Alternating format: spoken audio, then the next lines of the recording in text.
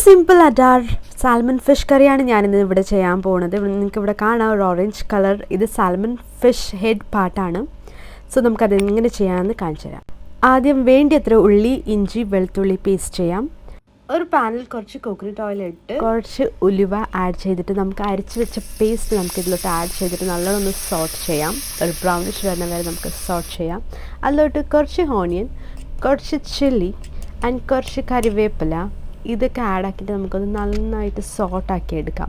And ഞാനിവിടെ oil കുറച്ച് ആഡാക്കിയ കാരണം എന്താണെന്ന് വെച്ചാൽ ഈ ഫിഷിൽ ഒരുപാട് ഓയിൽ കണ്ടിട്ടുണ്ട്. അതാ ഇപ്പോൾ കുറച്ച് നമുക്ക് ടൊമാറ്റോ ആഡ് ചെയ്യാം. എന്നിട്ട് നമുക്കൊന്ന് നല്ല സ്റ്റിറാക്കുക. ഒരു പേസ്റ്റ് രൂപത്തിൽ വരുന്ന വരെ നമുക്ക് മിക്സ് ചെയ്യാം. ഇതിലോട്ട് ആവശ്യത്തിന് സോൾട്ട്.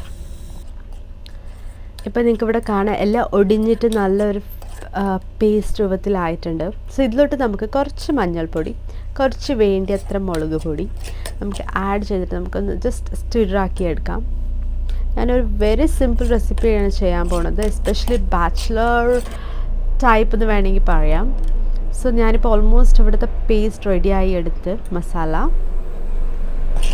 ഇത് ജസ്റ്റ് നന്നായിട്ടൊന്ന് വഴറ്റണം. കോക്കനട്ട് ഓയിൽ ഇതിൻ്റെ പച്ച ചവക്ക മാറി കിട്ടണ വരെ നല്ല വഴറ്റിട്ട് അതിലോട്ട് കുറച്ച് വാട്ടർ, നമുക്ക് ആവശ്യത്തിന് വെള്ളം ആഡ് ചെയ്യാം, ഉപ്പ് ആഡ് ചെയ്യാം. നമുക്ക് എത്ര വെള്ളം വേണോ കൺസിസ്റ്റൻസി നോക്കി നമുക്കൊന്ന് നന്നായിട്ട് മിക്സ് ആക്കിയിട്ട് നല്ലോണം ബോയിൽ ചെയ്യാം. അതിലോട്ട് നമുക്ക് ഇത് നമുക്ക് തിളക്കാൻ വെയിറ്റ് ആക്കാം.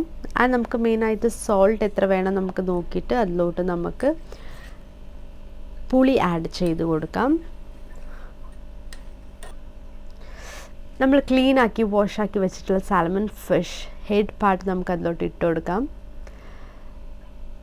സോ ഇത് നന്നായിട്ട് നമുക്കൊരു 5 to 7 മിനിറ്റ്സ് ഹെവി ഫ്ലെയിമിലും ഒരു 10 മിനിറ്റ്സ് സ്ലോ ഫ്ലെയിമിലും പിന്നെ ഒരു 5 മിനിറ്റ്സ് ഹൈ ഫ്ലെയിമിലും വെച്ച് ബോയിലാക്കിയിട്ട് വേണം നമ്മളിത് ഓഫ് ചെയ്യാൻ. എന്നാലാണ് അതിൻ്റെ ഫ്ലേവർ, അതിൻ്റെ പുളി, എരിവൊക്കെ അതിന് പിടിക്കുള്ളൂ. സോ ഇതിലോട്ട് നമുക്കൊരു കുറച്ച് കറിവേപ്പിലയും കൊറിയാൻഡർ ലീവ്സ് നമുക്ക് ആഡ് ചെയ്തിട്ട് നമുക്ക് ഓഫ് ചെയ്യാം.